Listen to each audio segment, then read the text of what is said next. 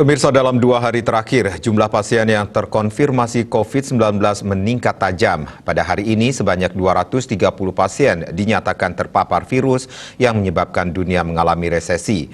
Angka ini merupakan rekor baru dibandingkan tambahan kasus baru yang terjadi kemarin sebanyak 202 orang. Di pihak lain, pada hari yang sama, tambahan pasien sembuh dilaporkan sebanyak 125, serta kasus kematian sebanyak 5 orang.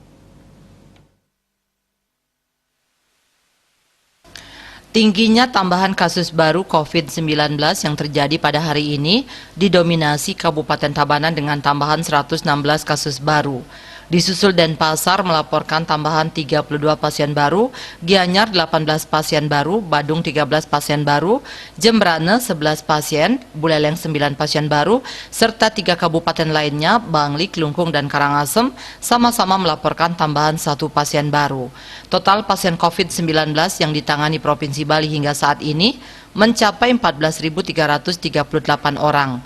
Dari angka tersebut, 13.933 orang ditularkan melalui transmisi lokal, 100 orang PPDN dan 305 PPLN.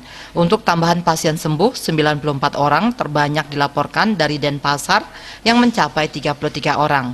Sementara Gianyar melaporkan 29 orang, Badung 19 orang, Jembrane 6 pasien sembuh, Buleleng 3 pasien, Bangli dan Karangasem sama-sama melaporkan 1 pasien sembuh. Hanya Klungkung yang hari ini tidak melaporkan pasien sembuh. Total pasien sembuh per Rabu hari ini mencapai 12.849 orang.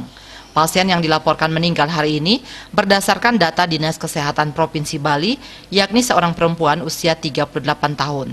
Pasien masuk RSUD Mangusade pada 28 November lalu dan diketahui positif COVID-19 keesokan harinya.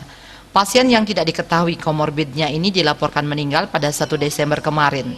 Total pasien meninggal akibat COVID-19 hari ini sebanyak 436 orang. Sedangkan untuk pasien yang masih dirawat hingga hari ini sebanyak 1.053 orang.